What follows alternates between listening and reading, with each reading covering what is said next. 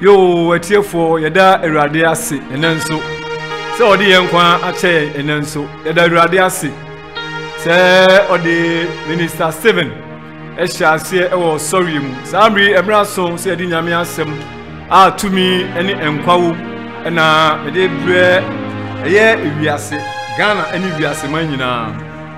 Again, so a Munia Bema, Elder Evans, I mean, Yamwako. Ah, me war the Christian Pentecost Church, Kwashima branch, and I'm doing Yamiasemwa, ye and Kwa Eddie Bremo. Last week, Musha and Church Biase. Na and then Yamia Dumsunti, about 2 Sanchez, so. Na answer no asafo wuti endi anase muni abema amotimi nkan be free the Christian Pentecost Church I work Kwashima branch odofo nhihye wo hono se okine fie eye anopa be nonso ede kɔ no o ba hono mo be kan ho a ye bo empire kese eye prayer and deliverance time eye okine fie anopa nonso pepepe odofo bomodia se wo be ba be kan ho na ya bo empire na ya hwe nyankopon abasa a wapeja na eni ogye ahoro a ode ma ne ma bo homodian se obeba na ya sum ewrade na wabrabo enye se ne ahotie odofo bo homodin pa se free ochina ekono anopa se anopa no nso pepepe na ya hye empire bokese no ase eni ti bo homodian se obeba na nso ba be kan ho na ya bo empire ni bi ase nyame edi kronkron no anunyam eyo ochina no nso pepepe ni ahye sampai bokese na ase afi no pa ho nso akwasi ada nso obeba beto yen ewo hono mo Kwashiman se wo free han mu sei na ukọ na se wuduru Kwashiman traffic light a onsa be kum so wo go filling station na ewo ho go filling station no e hono mo na ya safo no ni opposite pepepe ni hwe anim na asafo CPC no ewo na se sa so na se wo free la pass nso na se wo ba Kwashiman na se wudu kata hostel so pepepa utra kata hostel so na oba obaba aba beto eye bank ese o hono Bank of Africa utra Bank of Africa pa na oba Kwashiman the Christian Pentecost Church branch odofo bomodian se obeba na yasum ahye ewradidi nkunku no anunyam afi yesafu pani so Kenya miasem ya wade bia homache ebo no onum epa ho simedu pepepe e wo PCFM ya wada anope bia odofo bo homodin se ka betumi di wafidie no ato hono mo anopa na obeti apostle Daniel Obinka se oka nyame asema eye nkwa ede se ewiase nyina eni ti bo homodin se ya wade bia ka betumi di wafidie no ato peace 104.3 na obeti apostle Daniel Obinka ewie me no ka nyame asem matu din se ma weni enna ho last week me no share enchire biase ana me chiro se ene Kristo sum no baby nia aduru no akoye baby nia se wan to bo ase a na se we nya enwita so honhom a enya de nia ubetumi asum Kristo akwakoduro ni senti ni se ohaw ani abenedie kese ene wo Kristo sumnum na se ohaw ni abenedie kese wo Kristo sumnum dia ene ne hia se ubenya enwita so honhom na se unya sa enwita so honhom na sa enwita so honhom no enu na ebetumi aboaw ma watumi asum Kristo na wanya da ankwa enti last week no ye shase tifin sema ye ditu so no na wo root 1 verse number 18 root 1 verse number 18 honomo na sa asem eda se obenya enwita so honhom ewo Kristo suma kwantumu ye kinka ne hwe asem ho root 1 verse number 18 no Bible say 118 Bible say na ohun say wa wiata so say ode ne bekro no o say no say Bible say ohun say wa wiata so say ode ne bekro no ojai kasa no mienu nanti bedru Bethlehem jaho sa ensem yi ensem bia esiye e wa mri bia last week no we na me no ka ho asem so be me bia ne afre na Elimelech one ne yiri aye friend Naomi anan kom wo Bethlehem sa papai ene ne yiri etra Bethlehem na bra okom kesie bi esi wo Bethlehem no obututu anamo efri Bethlehem ekom mo afo asase so ekokoye ho no mo ohoho na bra omo nko no papa no one ne yiri Naomi ena afi omo mamienu Abaako de Kelom ena baako so de Merom. Na bra omo koko dru emu obasase no eso no. Bible no akire se Elimelech okoko firi mu owiye. Ena ne mamienu Kelom eni Merom no so omusu wiye. Eni nti ekoka Naomi enkuto. Na Bible no akire yen se abra omo koko tra ho no omo ma ne mienu ware ema mienu. Opa ena afa Ruth ena no mo ne omo obasase ne so. Na mo obasase ne so ho no abra sa Elimelech eni ne mamienu no wiye no. Ana Naomi ka kire ema emienu se omo sanko omo janum fie efiri se enya de ani a obetumi awo ma amon aware biu na Bible no kire se opa de opa na se no ena okoye na mom Ruth de okoso a etare na se no ho de ti otare na se hu nya ni se ohun se na se no osum nyame sompa ena ti eye na se Naomi num na brabo na ese ne fata Kristo eni ti Ruth ye na dwen se ode ne ho ebebo Naomi odofo ene awieye mremu no Kristo suma kwantu aye tuo no aye ohaw ani abanedie na emom nia obetumi anya aweta so honhom no ono gido no obetumi asoma Awurade na ne nsa beka dan kwa no efi se abra ye to obronsam efiri soro abofo onyankopon abofo to obronsam efiri soro eba ye no okan se bi wo Revelation verse number 12 chapter 12 verse 12 ye hwese bi a esi yo hono Revelation 12 verse number 12 no verse number 12 no yenti oso ni mu amutitim no mo ma bo ntom yam asase ni apunie efiri se obronsam asani ababo nchen wafa bufu kase efiri se onim se ni mre na aka na etia jambo ko 17 on ye hwade verse number 17 no ofiase ni bufu oba no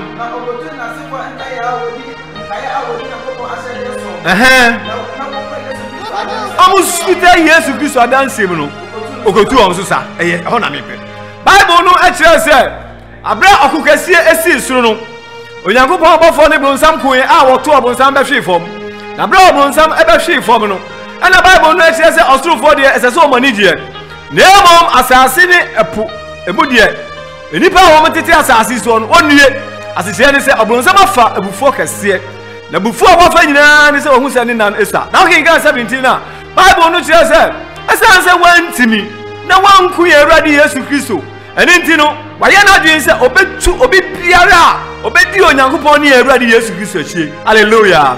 eni nti obi biara ewieye mremu obedi Kristo achi pepepe no obronsam ye den watu ne su sakese a ne wo ye nyina ne se obesai no ne wo ye nyina ne se obachi na firi Kristo nchen odofo so aba befa Kristo aye wo Awurade no kraje nkwa se wodi ye Awurade Yesu Kristo achi na wadi nyina ni se obesum Kristo na daachi nkwa ubenya da nkwa dia ene na uhia enwetaso hallelujah ene na ese enwetaso efiso obronsam asinkete se ne etie biara obi biara obedi Yesu Kristo achi no obetu no susa obehye nase ama da enkwa na ye Awurade Yesu Kristo dia abadum yen Kristo waba be yen fi wiase na odi abada enkwa mu no obronsam so obetu se nipa no susa na obehye nase ene di na me de sase mi ma wo se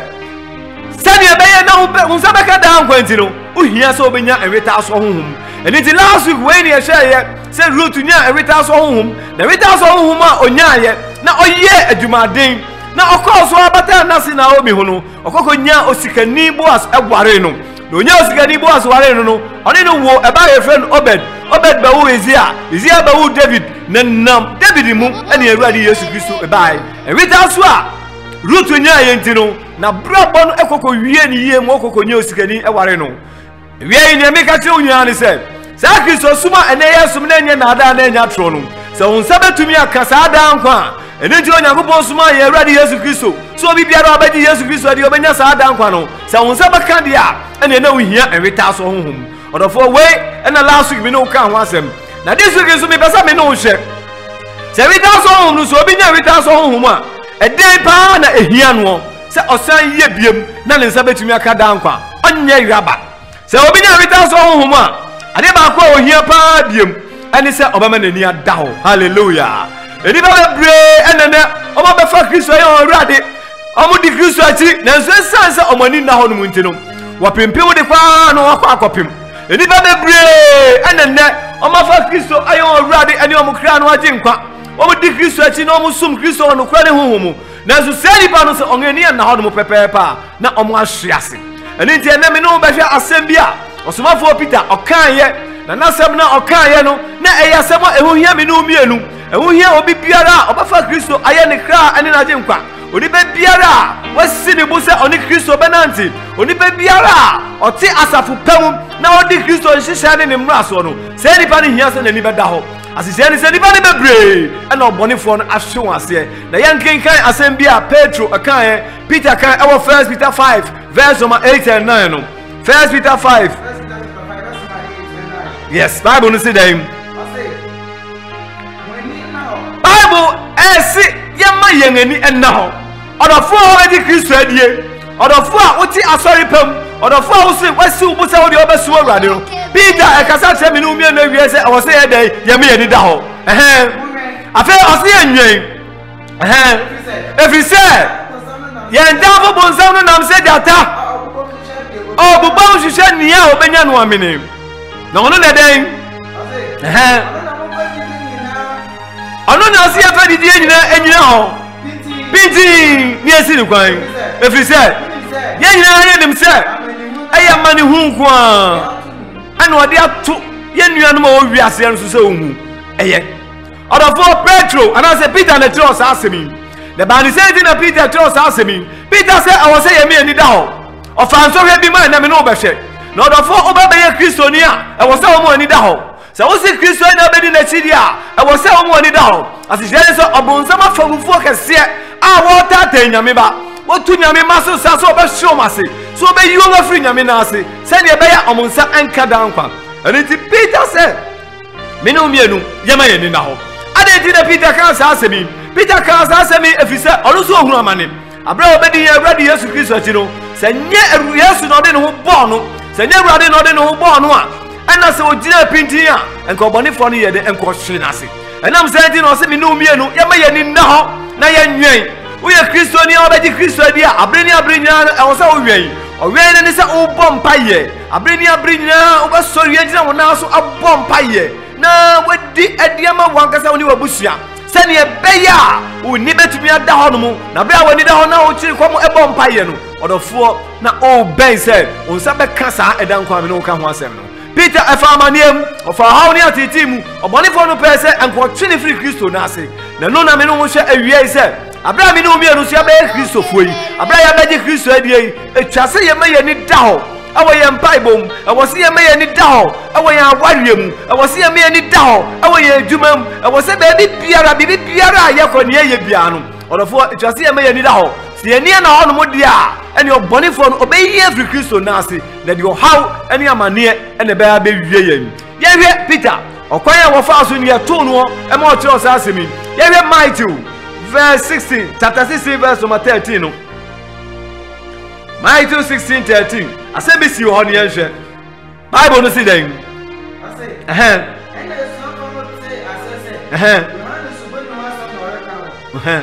Matthew 16:13 na Yesu du kasa yɛ Filipo fam no ɛna obisa na asuafoɔ no sɛ enipa sɛ onipa ba no kora ɔne hwan ɛna ɔse ebinom sɛ Yohane subɔni ebinom sɛ Elia ɛna Yesu bisa wɔn sɛ na mo nso mo sɛ me ne hwan ɛna Simon Peter bu ayɛ sɛ wone Kristo no Onyankopɔn te asefoɔ no ba ɛna Yesu bu ase ne sɛ ɛnhyira ne ho Yona ba Simon ɛfiri sɛ ɛnyɛ honam ne mogya na yi wɔ akyirɛ wɔ na mɛgya wɔ so ɛyɛ hɔ na menhyɛ Bible kyerɛ sɛ yɛ Awurade Yesu Kristo a wɔpa asuafoɔ dumienu na wɔne wɔn nam na afei ɔkɔduru baabi na ɔbisa wɔn sɛ enipa sɛ nipa ba no koraa ɔne hwan na Bible sɛ asuafoɔ yi ebi ɛyi na no sɛ woyɛ ɛyɛ Elijah ebi sɛ woyɛ Yohane subɔni ɛna ɔbisa sɛ na mo ankasa nso mo se me ne hwan na Bible no kyerɛ sɛ Peter ɛna ɔka kyerɛ Yesu sɛ wode Onyankopɔn te asefoɔ no ba na Bible sɛ yɛwurade Yesu Kristo no ɔka kyerɛ no sɛ mo Simon ba na yɛdeɛ ɛnyɛ ɔhonam ani mogya ɛna ayi ahyɛ wɔ na mmom ɛyɛ magya a ɛwɔ so ɔdɔfoɔ saa bere no ɛna yɛwurade Yesu Kristo ɛpɔ nti kyerɛ Peter sɛ anase bo yi ni se ono e no bedi se asuafo yenim eju okatia ni se ono nso ne so ana ode na safu ebesie asihia ni se ono de matumi awura honhom ono na otumi dia ni twa honhom kronkron ono ana honhom kronkron tumi dia hin tabasem adi hira no ani ti Simon anase Peter no ono ye awura de Yesu Kristo yi no so obeda asuafo na no anase ono no obedi onkan ono na ode na safu eja no e basa bebe Bible kire se afedi ohwiase no otuni so sa eduki ka cho no ekwa du ba bia no afedi 23 no ka 23 ni entie that's number 23 no ana odan ne ho si Petro se fi bi su ko Satan o ye sinti dua ma me onyi Nyankopon de nipa de e na odwen Bible say e ba ye say ye ready Yesu Kristo yi Petro pepepe se ono ana ode na safu beja no obonifo no tuni susa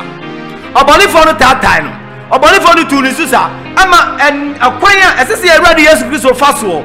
na ne nkwagie anase ne kunim di abotire eba no Pedro achi ne kogina nchen ana okete Yesu Kristo se ampare no we die emma no so na Yesu Kristo ohun mu ade na ohun se obonifo no na egbowura no no ana okete Satan se fini mu ko na wo die onyi Onyankopon de na nipa de na wodwe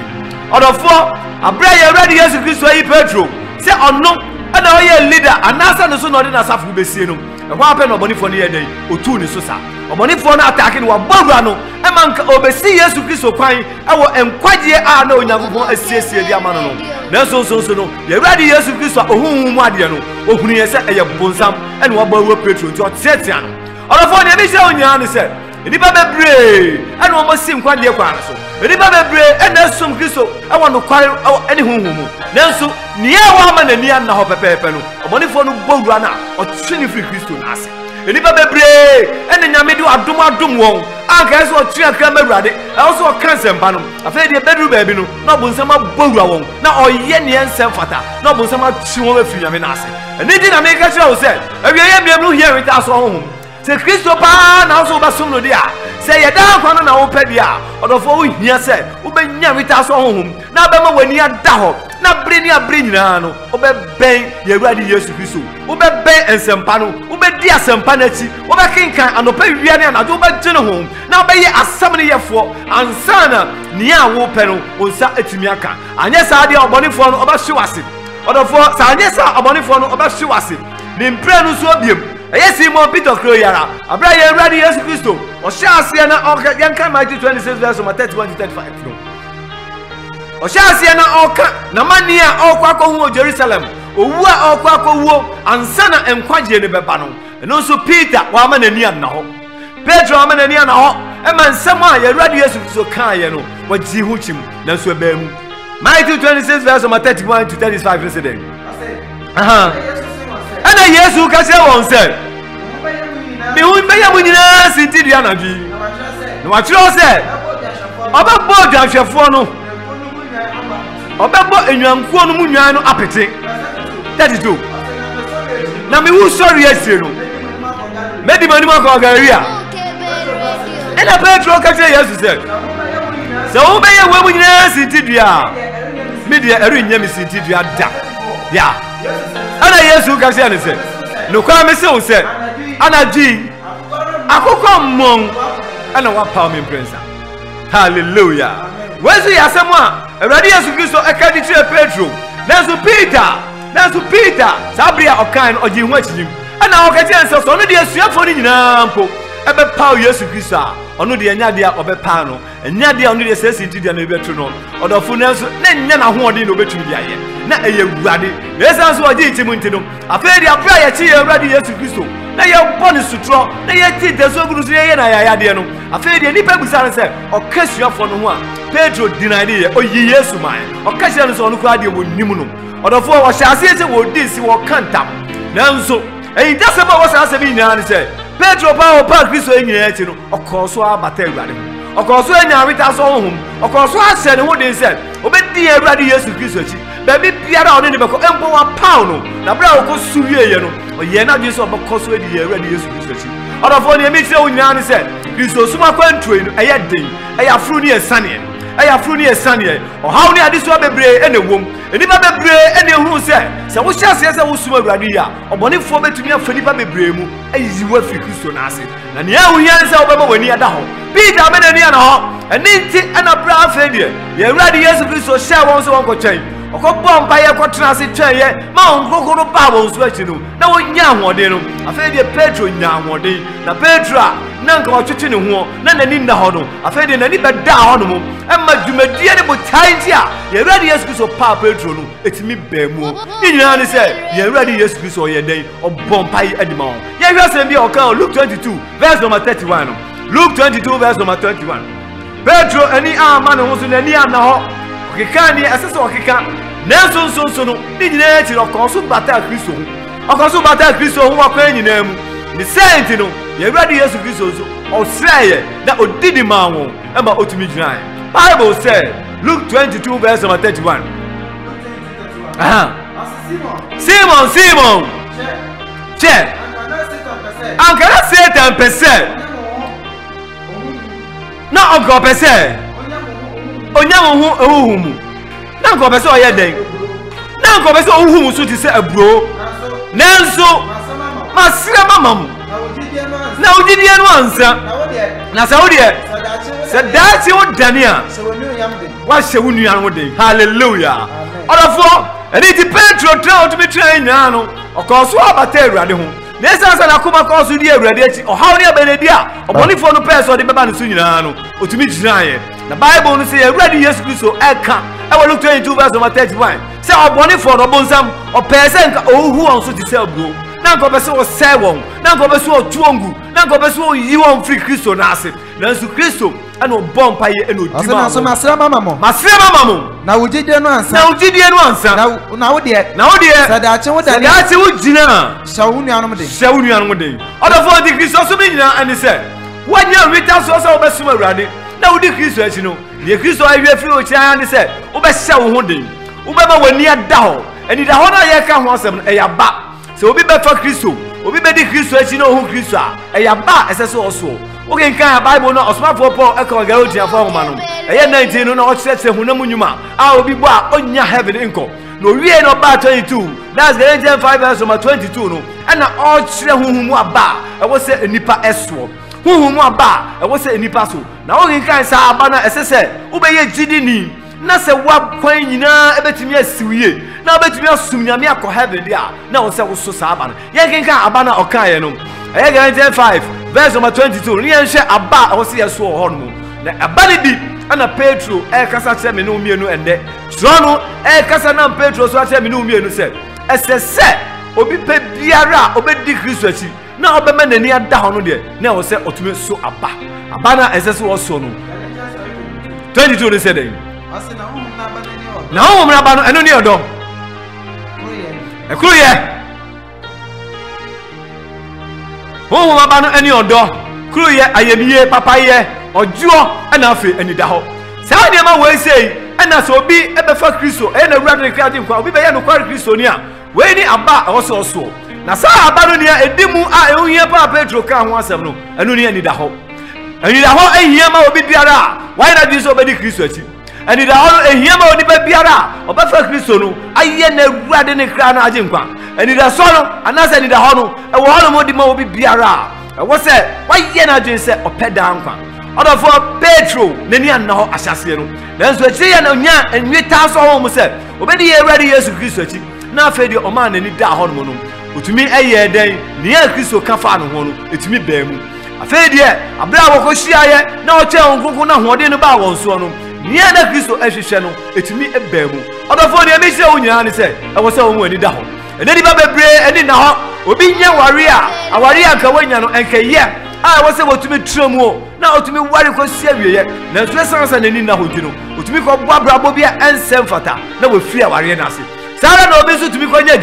adwuma wonya no kaye pa adwuma no enka betumi ahwe no obetumi atrem no ababra nanso wa menani anna ho okofa wo kwan bi so okofa kuntu na ase okofa okwantia wa bi so okopesi ka bi enam so ama wantumi anya adwuma na nkosi ena adwuma na ahwe no na ko bi ti asafo pam asafo no ko betumi anya da ankwa asafo no ko betumi atrem akosie nanso so wa menani anna ho ama obi da no ema ofri Kristo nase odofo ne me chiro nyina ne se ene Kristo so no obonefo no wasori wa huza ne biri na aka no eyetia na nia obetimi atremu akwa wieye no eye nia oma nani da ho so woni da ho mo dia ene abiri nyina so hawri amane no ba ubahu se we dia eye nso he na eba no na ubom paye na usire Kristo a obabua Kristo etimi bua Petro ema otumi giran ema ono so hyeni nia no mo dia odofo awia bi baye ebebo amane se bo ho mo den se usu betre Kristo na ase usu betre tra Kristo na ase ubesum Kristo ema honhom ne nukware na usu betimi agiran na betimi ahye afoforo den se ne beya dan kwa manu se oti ase o anase wu a obenya nkwaje ama okra odofo Kristo suma yasum nyina no aketia kese aminu mi enu ahye ni se yensa beka dan kwa ni ayesa ni mupani se dan kwa manu yebenya nkwaje ama yakra enye sika enye nyema a ye pe wasasi so bible say ehwe onyankopon ahine ne tire ne kane ansa no de ni aka na aka ye ho eni je odofo se wafa Kristo aye wawurade no okra na je nkwade a ene ebo ho modin se ubenya anita so honhom afa ubema wani ada ho yie na se wani da ho no modia ene se ne etie bia no ubetumi anya sa da nkwan edi ba bebre ho no mo a ade ya etansi wo mkwan ema ongani enna ho no mo no eye sikasem edi ya hwese bia Hebrew 13 verse number 5 and 6 no okan ye eye Hebrew fo ngoma no edi dumiensa eyimunum edi dumiensa eyimunum ni nsia no onyame asem bi ho no mo se ubeye no kwari Kristo ni enne sikasem ehwi ni pa bebre ase sika ehwi ni pa bebre efri Kristo na ase and the Bible no say them Hebrew 13 5 and 6 asmo masikanibre emma mabrabo o masikanibre emma mabrabo mu jaho say ye mre mo akodi e ba ko obonsam nam so a odi chinyame ma eye sikanibre hallelujah obonifo no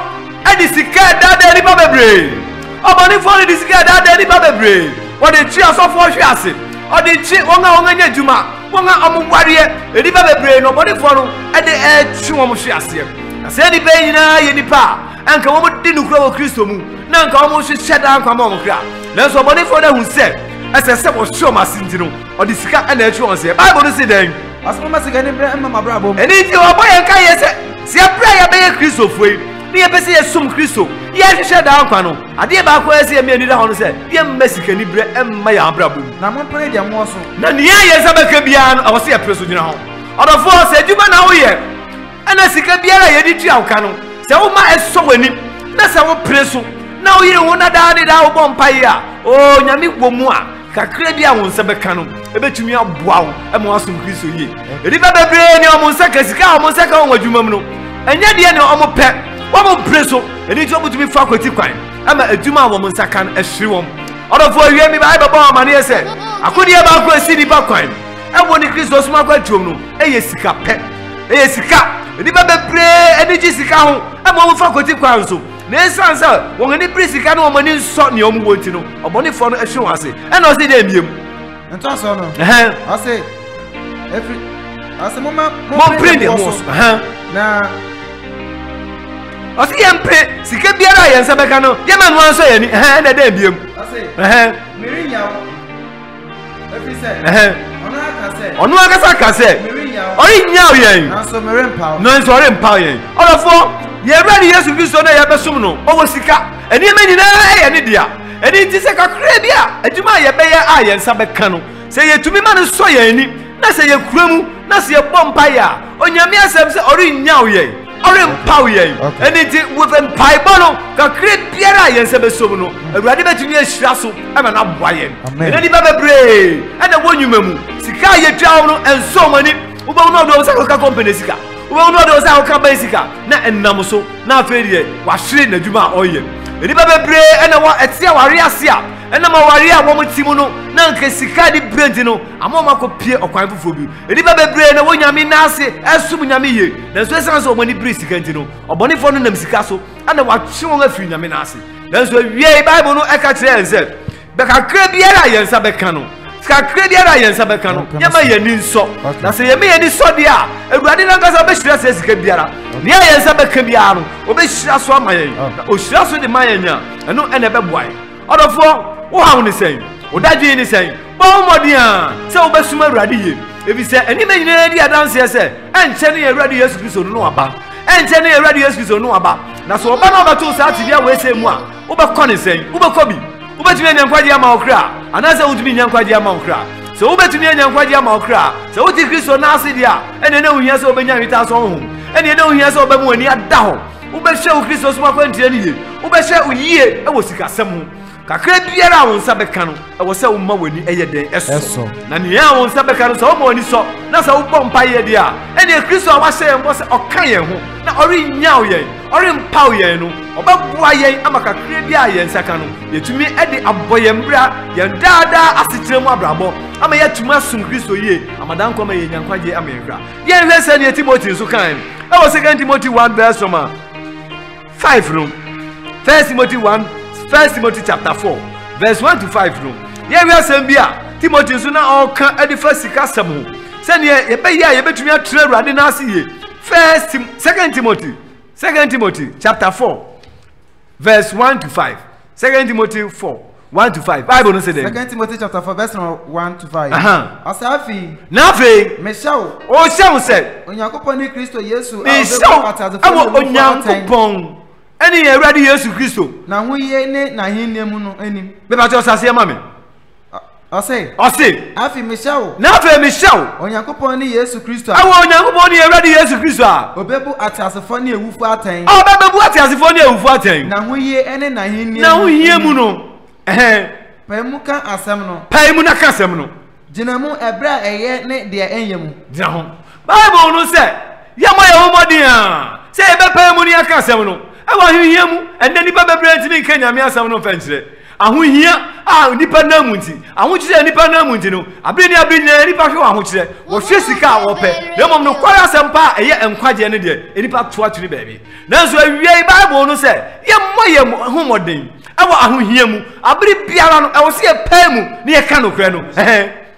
Bible say paimu ka no kra no o se ye aten ye aten kan ni mu ye nka ni panim tufo na fa ye ntufo dina ho abochare ene cheche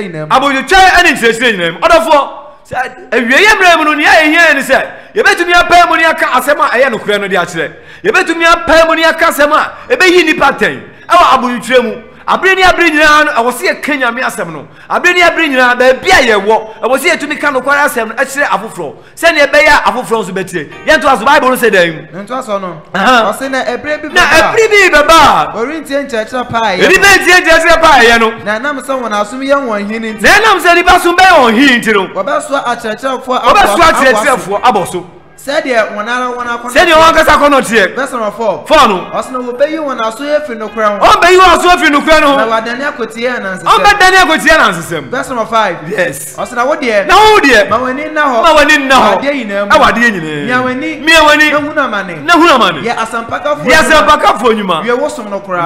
kra hallelujah amen Timothy asema o ka kire no se ye ma ye ni na ho ye ni ye na ho nyina ne se awie ye mremu ye ba boye homodin se ye betie asem no eye no kre no ediba bebre na chinchi go tietia na asem ene won atu na asem no ediba bebre baabi a wokọ a ye to na asem ye beka ensem a enye ensem afiri to no ache no e ho na ediba bebre ekọ na Bible no di kan se mbiri bi beba awie ye mrimu no ediba bebre asem aya no kre no de ediba mpe ene wokọ baabi a ye kan kwaje asem pa ediba ntra ho asije ne se okọ ye no osofo anka ni fi asem anche no osofo anka ni oya no oha no anase oye no wanka nche no eni nti ontie da ye bo baba akotinchi akotie anasem neso anasem na dwuma honto anasem na dwuma honto eji osumafo na sema won kan se ye mpa mu nka no kwe no ye nye asam ne yefo ye mamodi ase be tra no kwe mu ye be di no kwe na ti na no kwe no ene be tinga me ade ho odofo hifa na wo hifa na onenam twese wo konkotie anasem a ene atrofo adifo na aba no to no ene otimi muawo na mama no kwara asem se asam no ba ebe yi wate asem no eba na be yi wate abrabo biara wo bono asem no betumi yi wate odofo bo homodin se nka wo ba hwe ba bia the Christian Pentecost Church wo na kwa ko tie sa dan kwan asem bi efisɛ how de dan kwan asem a ɛyɛ no kure no ɛhɔ no mu na edwaguo na asem no ba etimi pimo asem no ba eyi wate asem no ba etimi siesio na no de ba boawo ama wo nsa bɛka dan kwan enti odofo awiei me bomodin me srɛ wo sɛ bomodin baby biara a wo timi ne no bomodin sɛ wo ba hwehwɛ asafo Kristo di hini wo Obetie no kware asem no. Obetra no kware mu. Wasum Onyankopɔn no kware mu. Amadan koma Kristo pia onani monyamu a wanye iraba. Obonifo nani abre. Obonifo nani abre. Abo hwehwe nipa bebre so obeden, obesɛ won. Nanso wo de bomani ansa obetra no kwam. 2 Timothy 4 no kan ho bia na meti. 4 verse 1 no. Why ni said that? 2 Timothy chapter 4 verse 1. Asafi. Nafe. Meshaw. Onyankopɔn ni Yesu Kristo. Ewo Onyankopɔn ni Yesu Kristo a. Obebu atiasefo ni obebu atiasefo ni ewufu ate. Na wuye. Ene na hinni mu no. Denko. Verse 2 no. Ose pay mu ka asem no. Ewo se pay mu ka asem gyina ho. Ediba se na se tumi pay mu eka nkwaje asem no. Ene ni ba bebre pay mu ka nkwaje asem no. Ase tie ne se ba bi obeka no kura na tie nipa. Ediba no mpe. No kura asem no ba obeka tie nipa no. Bible no say ebe hu no kura no. Na no kura no ebe me ade ho. Bible no say faith come by hearing. Niye ye betina eye no kware asem no. Eno na se disu a ebetumi ama ye de yade ho. Na so na de nipa mpe no kura asem. Nipa mpe ba bia ka no kura asem no. Nipa ko tie no kura asem no. Ye kwa Bible no say dan. Nto aso no. Ose ginamu ebra eye ene de eye. Ginamu abra eye ni abra enye. Odofo se du bibi na se eye wa. Bizosuma kwanto onya ne tototo. Sa abri nyina obedi research edu ba bia asa wofo na ohawaba edu ba bia na mane aba na Yesu Kristo se o Kristo ni be konsoem ene wiase ni nso be konsoem na Yesu Kristo ni de ogwani daso ase kire se ye waje bia o tie je ni se ni faso wo di bae ye waje bia abri nyina oboa yen ne ya oboa Petro Abranga Pedro obunsan pese nko hu ni so sentete na Yesu Kristo di ma no se Kristo na ye krado so be dia ma menu mienu emu ne ya hu hia ne se wo be koso abata Kristo hu wo be koso atra entreche papam wo be be bia ye ka no kwan ene nkwaji asem no na wadi akire tiramu ewa ho tiramu tiramu ewa ho hia mu se wo hia ya koso ara tiramu efise Kristo no oyo no kwarefo no no kwarefo so ne ya wafre wo no ono a ene obede obeye edi ama wo Bible no say den asi yeten se asem no eyi waten a se ye ka wani mu a abrabo bi na wonamu na se tro no yi waten na se wote se ye ka sa asem na o enkasa we dia minti ana sofo e share da no oka enkasa we dia mi asem bi a me ka ye nti ana ma dia bi a me ye nti eye tro no ma ho kwan na tro no enyi waten so mo oni da hono mo dia ani asem no yi waten a obetumi asesa wa abrabo odofo Kristo sum ni nyina ne ye hie nyina se ye be nya agensa tra abrabo biara ye namu no sa asem ni yaten na se yetumi satra ya dwen na ye tie ho free sa okwan bone ho sa abrabo bone no ho dia ene ese ne etie bia ye nse be ka ehunidi abotiri no Bible no ese den dim ase kan nim afa ye kanim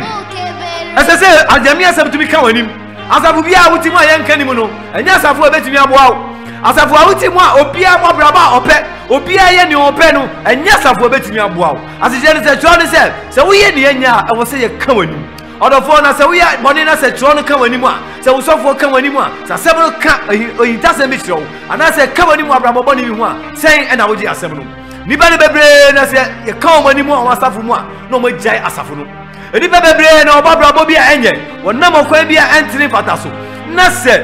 ni sofu penimpo eka nanimu a ana se obi hu no ka bebepa o no we jai asafu no na oninam okope bebi o wa ho tie anansem odofo eno de amwa o ebisa sa wo yesa de na woni nna ho Pedro amenani na ho nanso so abra Kristo esrema no na fe Kristo share ne ogogo be share wo ma no afa de nani ba no ho so na etie ne Bible say wo yesi oye nam ebisa ogogo no eboa no ni nya ni se okoso atra Kristo na ase okoso anya otwen okoso amenani da ho abra nani na ho na fe chire Kristo be mo no nani da ho no mo e ma otumi gyina ye na echire no Bible say se Pedro twam mpo na ne ho sunsum to ayarefo so a na omo sorry Pedro tumi gyina ho no kanya me asem a enipa da kropa enipa mpem ye se tumi sate wadwen odofo ba ho modern se wo be ma ho kwan na ateye biara nyame atro anase nyame nipa bi beyi no wo ba koso asate wadwen no abrabo na wo sabe ka dan kwa na Bible no say dey biem asitufo afa wo say etufo odofo wo say etumi tufo anamo biara wo nemu ensem patan eye futuo ayafuto ni ba bebre hono mu a afuto ntumi nsase hono ebo kwa no kopim na se nso ne bade a na afi wasan san nachi na wo nyame bade na awie awurade kasa kire wo se wo se wo fa afutuo se ye Kristo na wo hwe no se ye dan kwa na wo pede a ene wo se wo satire wadwen wo satire wa bra bo firi akwanboni biara ho na wo tie afutu sem se ne ye be ya the ultimate price in Christianity a ye dan kwa no wo sabetumi aka ene wo se dey biem I say tufo abojuchare ene church nyinam tufo e wabojuchare ni church nyinam he na brebi beba orinte church pa ye church pa na ye ne de enne odofo ni pentie bi yenko I say enam say sumu ye wonyini o ma sumu ye onhinti no baba so a church for aboaso o ma so a church for aboaso se de o mo akonote I say no obeyi wona so efi no kra ho o ma yo so efi no kra no ho baba dani akotia na nsem o ma dani oni akotia na nsem verse number 5 no na wo de ma weni na ho ade nyina o ade nyina mia weni na huna amane ye asampakafo adwuma no ye wosum no kra odofo ne asemu amede bro ni ni se wo be Kristo ni wo be ji Kristo dia odofo be Bible bo amane se wo so mo ani da ho asije ni se wo mo wani am na ho na se wantumi antra no kware mu ma hunu amane kakra na abri nyina wo de wo se o pe no so chi dia odofo obonifo no be wia wo hwe no wa nya sika ni bre na mom ne won sa be ka bia no odofo mensom bu mfema ne won sa be ka bia no mensom bu mfema ne won sa be ka bia no mensom bu mfema na se wo ma esom bu de ma wo dia ene sa no wo betumi atra no kware mu na won sa be ka yet the ultimate rise in Christianity. The ultimate rise of Christos whom you said that you sabe kwa dankwa. Na sa won sabe tumi akasa dankwa no. I was say unya odwo ho. I was say we rita so. I was say we wani da ho no mu. Na se wani da ho no mu dia ene na sa na etie bia no. Christos so obeboa. Christo etumi bo empire ade ma Simon Peter emma butaya e wona ni so nyina etumi ba mu dia. Ene ewie mi ba bebo amane se. Koso na bata Christo ho. Na so koso na so bata Christo ho dia. Ene Christo a oye mboafo no. Obeboa obedomo obompaye abeni na ma Kristo eye anokwafo ose otie agya ni sani fa so a odidi mai na emom ne a odidi ama no eye de obama nani ada ho ne a obetumi abata Kristo ho abeni nyina ne a obetie no kwaso no ne obetie no kwan chie no ono de Kristo etumi boa no bo homode se obema ho kwan obema wani ada ho obehwe bompaye abeni nyina na Kristo etumi aboa wo na wonsa ebeka tremu asa obesom Kristo ewo honhom ne no kware mu na Kristo so ebeboa bebi a wo bia no se wati sa enkwaje asem no kware asem na se wonfa Kristo ene wawurade ene okra no age nkwa bebe se obepaja wonsa na waka ne mi kan adimachi ka se midi se awurade Yesu Onyankopɔn ne ba me boni ti no babewu ye na me bimbo nti ene osori fra awufom enti ene dai me fa no ye mawurade ene me kra no age nkwa me ne benanti me nkwa na nyina enti awurade boa me odofo se wo kan sa enkwaje asem ya Kristo abom obefaw na oni wannante e wa abri nyem ye bompai odofo ni mobrohunfo ewie o maye dawase abra wasem aba o manchen wasem se wasem na emakwa abri nyem wo senti a wosoma wasem na ba o manchen ewie ono makasa oso na domo mana boa won se ni on betumi atena sa no kura nchirechire mu se ni on ni betumi adaho se ni on betumi ye ewita so honhom no matra Kristo sumu ye amadan kwa ama no se upie wanu monyam na se womo tiase o se so womo wu a womo benya nkwaje amakra inim se utie mi abri nyina na so utie mi e wo Jesus di munti amen odofo mu nua muti mi kan ye frame elder Evans amani amoako me wasafo a ye friend the Christian Pentecost Church ye ni ya kwan ye wo Pashiman se ofika so na wo kwa o tra Pashiman traffic light pepepe na udru eye Goy filling station ni opposite ubenkum so ebom obosi esi abosan tintin ho no mu ho any the Christian Pentecost Church Pashiman branch no bra ho no mu na ye ne emesum e je woni o ti fie eye mpai bokese eye prayer and deliverance ministry ochina eye prayer and eye bompaye eye prayer ye bompaye and deliverance ministry and e koso bo homodi ansa obeba ochina anopa na so bebe pe na ehiem e wo Pashiman branch no na oba behia onyame akwa apostle dani obe na wabra bono enye sene etie sara nso na sekwesi da unni asori kwa bomodi asa obeba na ye no bebom asum nyame e wo honhom ani nukware mu wabra bono enye saa odofo bo homodi a se obekoso abata awurade ho bo homodi awie yemre mu obonifo no chinipa afri Kristo na ase eti bo homodi a se obesum Kristo honhom ne nukware mu amadan kwa ma bia no se woti ase o se nsu na se Kristo pie na nimonyemu wanye iraba onyame onhraw na onyame onomu onyame nka ho na ommoaw se ne ebeya ubetumi agina abri nyina awie yembre mu onipa tie anansam no wo de obetie enkwagye asem no e de abo abrabo na se ne ebeya Kristo pie a onye iraba me de wase se awie watie me enyame adom adase ne ebesan hie bi onyame nka ho na onomu e wo Yesu die mu nti amen World Radio. We are not stopping.